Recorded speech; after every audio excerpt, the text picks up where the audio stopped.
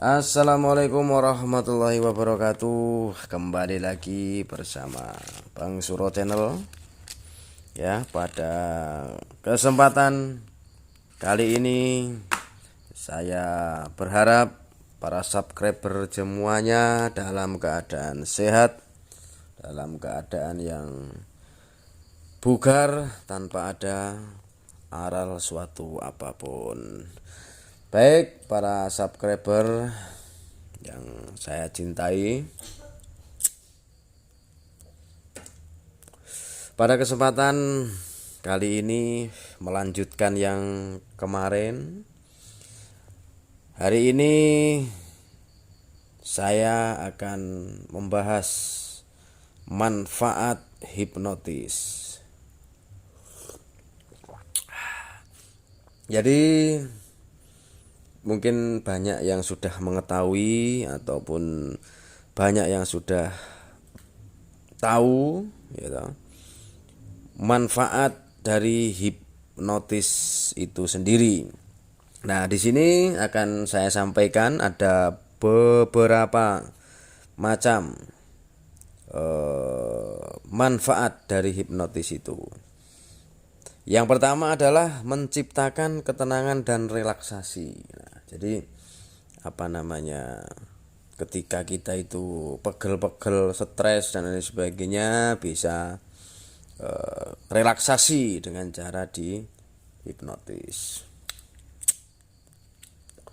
Yang kedua adalah memperkuat motivasi, konsentrasi dan daya ingat. Nah, karena apa? Dalam kondisi ini tentunya seorang subjek atau talent itu pasti dalam kondisi yang trance, jadi sangat rileks sekali. Untuk yang ketiga, mengatasi stres dan depresi. Nah, ini orang yang lagi depresi bisa ya mencobalah, mudah-mudahan juga ada manfaat atau memberikan manfaat hipnotis itu.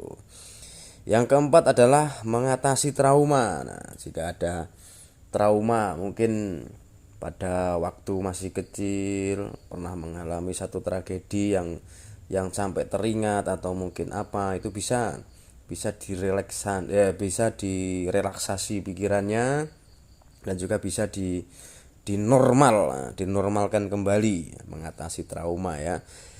Yang selanjutnya adalah melepaskan berbagai kecanduan, nah, seperti narkoba, alkohol, judi, rokok dan lain-lain sebagainya. Nah, jadi kecanduan merokok itu juga bisa seperti saya ini. Karena apa? Itu sangat mempengaruhi pikiran. Nah, contohnya saya ini kalau rokok tinggal 2 batang atau 3 batang di bungkus ini sudah bingung gitu loh. Nah, jadi salah satu manfaat dari hipnotis adalah untuk mengurangi rokok. Ya, mungkin para penjudi kalau mau bertaubat bisa mencoba hipnotis. Alkohol begitu juga, dan narkoba juga. Yang keenam adalah memperkuat rasa percaya diri. Nah, ini ketika mungkin nervous,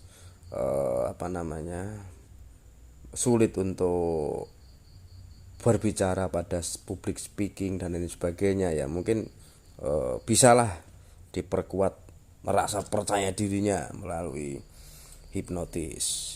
Selanjutnya adalah mengendalikan bahkan menghilangkan rasa sakit. Nah, ini kita bermain di sugesti, nanti akan kita bahas di selanjutnya ya.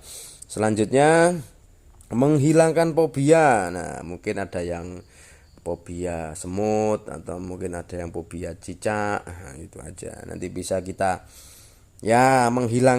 hilangkan fobia itu melalui hipnotis. Selanjutnya adalah mengatasi insomnia dan hipersomnia. Waduh, insomnia iki kurang turu. Kalau hipersomnia kita kayak aku kok kan turu. Nah, itu ya bisa diatasi dengan hipnotis. Ya, untuk selanjutnya adalah melakukan edukasi ulang terhadap emosi negatif.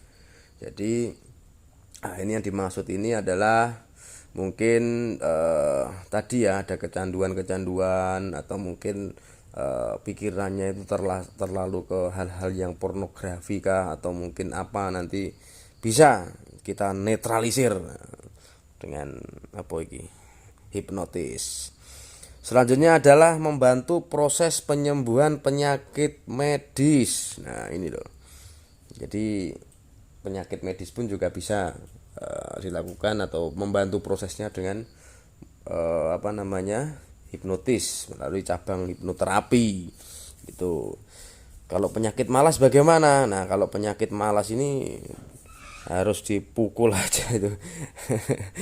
Oke, untuk selanjutnya adalah mengatur berat badan dengan pola hidup sehat. Nah, ini bisa karena saya sendiri sudah pernah mempraktekkan melalui sugesti terkait masalah berat badan ini. Untuk selanjutnya adalah menurunkan tekanan darah. Nah, biasanya orang yang darah tinggi kan cenderung dia untuk emosi. Nah, kita relaksasikan segala pikiran dan organ-organ tubuhnya. Jadi tekanan darah berangsur-angsur akan normal. Yang selanjutnya adalah mengubah kebiasaan buruk. Nah, ini mengubah kebiasaan buruk. Mungkin apa ya contohnya ya? Kalau ya itu tadi, kita kembalikan aja ke hal-hal yang sifatnya kecanduan ya, kecanduan hal-hal yang negatif tadi itu. Nah, mengatasi masalah kepribadian. Nah, ini seperti yang saya jelaskan di awal dulu, kalau watak itu memang sudah pembawaan atau mungkin sangat sulit untuk dirubah melalui hipnotis loh ya. Tapi kita merubah sudut pandang gitu loh. Kita merubah sudut pandang supaya menjadi positif, dari yang negatif menjadi ke positif. Untuk selanjutnya adalah mengatasi masalah fisik yang dipengaruhi faktor psikologis. Nah, gitu. Jadi mungkin apa namanya? Dia takut, mungkin kalau sebagai perenang atau mungkin apa, dia takut air, baru kita bisa sugestikan dia, kita perubah pola pikirnya, sudut pandangnya. Oke.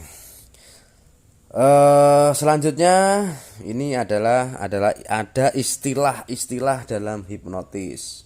Nah, jadi banyak sekali apa namanya, istilah-istilah dalam hipnosis itu apa. Yang pertama adalah hipnosis. Nah, hipnosis itu adalah seni komunikasi verbal maupun nonverbal yang bertujuan membawa gelombang pikiran klien menuju trace. Nah, tuh. Selanjutnya ada hipnotis. Nah, itu adalah juru hipnosis atau pengguna teknik hipnosis. Nah, yang ketiga adalah klien, orang yang menerima induksi menuju trace. Nah, itu pengertiannya ya. Nah, selanjutnya adalah induksi. Induksi itu adalah serangkaian proses untuk membawa klien menuju trace. Nah, yang kelima adalah trace ya. Kondisi fisik dan pikiran klien saat terhipnosis. Nah, jadi relax gitu loh trace itu. Keenam adalah isolasi. Nah, isolasi adalah meminimalkan hubungan klien dari lingkungannya agar lebih terfokus pada proses hipnosis. Nah, yang selanjutnya yang ketujuh adalah rapport. Nah, jalinan komunikasi yang terjalin antara hipnotis dengan klien selama proses hipnosis. Nah, yang kedelapan adalah deepening. Ya, deepening ini adalah teknik memperdalam tingkat trace yang dialami klien. Nah, di nextnya nanti akan kita bahas satu persatu ini ya, bagaimana cara melakukan induksi, bagaimana cara melakukan deepening, nah, bagaimana cara melakukan sugesti dan sebagainya, nanti akan kita bahas di selanjutnya ya. Yang kesembilan adalah sugesti. Sugesti itu adalah ide atau saran yang diberikan kepada klien saat mengalami trace. Nah, selanjutnya adalah terminasi. Nah, terminasi ini adalah proses akhir dalam sebuah hipnotis. Ya, yang terminasi itu pengertiannya adalah mengakhiri hipnosis dan mengembalikan klien pada kesadaran yang normal. Oke, terima kasih untuk sementara. Ya, untuk sementara kita bahas sampai situ saja. Untuk nextnya nanti kita akan membahas yaitu ragam-ragam daripada hipnotis, atau mungkin hipnotis itu ada berapa macam. Nah, gitu. Terus sama gelombang otak. Nah, gelombang otak manusia itu ada berapa, nanti kita akan bahas di selanjutnya. Oke, terima kasih para subscriber dimanapun Anda berada. Demikian, ada kurang lebihnya mohon maaf. Salam santun dan salam sehat selalu. Billahi taufik wal hidayah. Waridha walinaya. Wassalamualaikum warahmatullahi wabarakatuh.